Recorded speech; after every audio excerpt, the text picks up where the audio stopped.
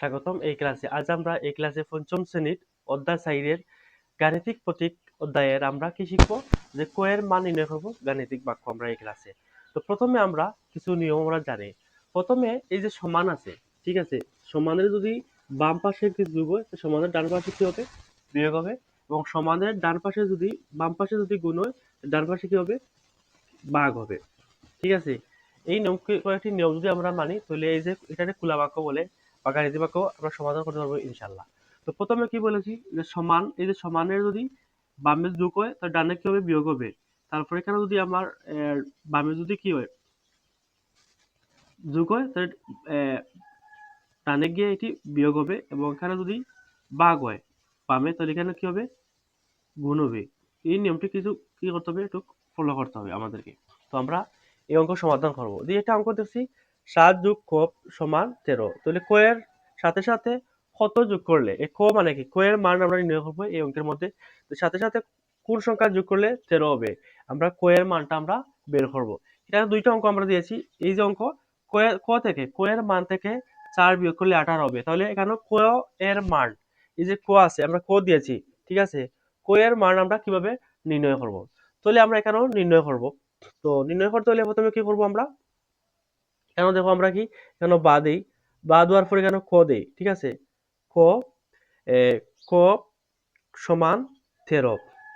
তাহলে আমি আগে বলে দিই, সমানের যদি কি বামে যদি যোগ হয় তাহলে কি হবে, কি করব, এখানে সমানের ডানে একটি বিয়োগ হবে।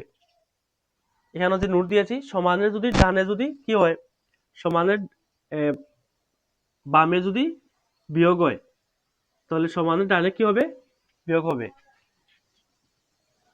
ঠিক আছে, তাহলে যেহেতু 7 এখানে যোগ আছে, প্লাসের সাইড আছে, তো সমানের ডানে কি হবে, বিয়োগ হবে। তাহলে এখানে আমরা কি দিল, ক সমান 13 থেকে যদি আমরা 7 বিয়োগ করি কত, 6 হয়। ঠিক আছে, তাহলে অতএব ক এর মান 6। তো আমরা এই ক্লাসে আমরা এই অঙ্ক সমাধান করলাম, তারপরে একটি সমাধান করবো ইনশাল্লাহ। তো আবার দেখি এই অঙ্কটা কিভাবে আমরা সমাধান করলাম।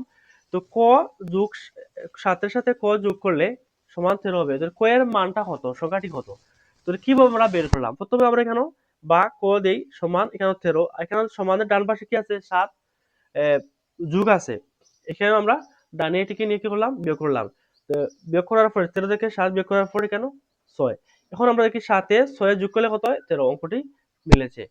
এই অঙ্কটি আমরা দেখি, প্রথমে আমরা কি করব, বা, তো এখানে কি দেই, কেন খ সমান 18।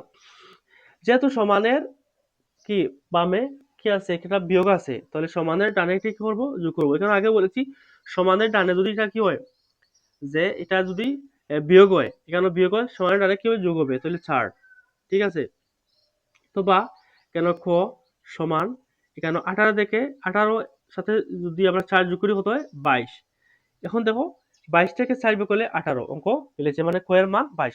সব সময় তোমাদেরকে এই নিয়মটা কি মানে মনে রাখতে হবে, যে সমানের ডানে এবং বামে কোনটা হলে কোনটা বিপরীত হয়, যোগ হলে বিয়োগ হবে, এবং গুণ হলে ভাগ হবে, ভাগ হলে যোগ হবে, এবং গুণ হলে ভাগ হবে। কি বলেছি, যোগ হলে বিয়োগ হবে, গুণ হলে ভাগ হবে সমানের, ঠিক আছে। তারপর সমানের গেলে বিয়োগ হলে যোগ হবে এবং ভাগ হলে গুণ হবে।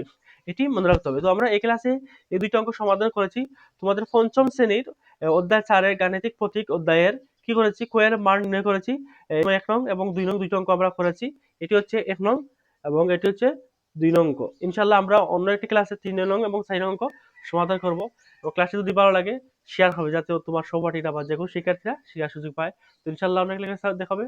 আল্লাহ হাফেজ।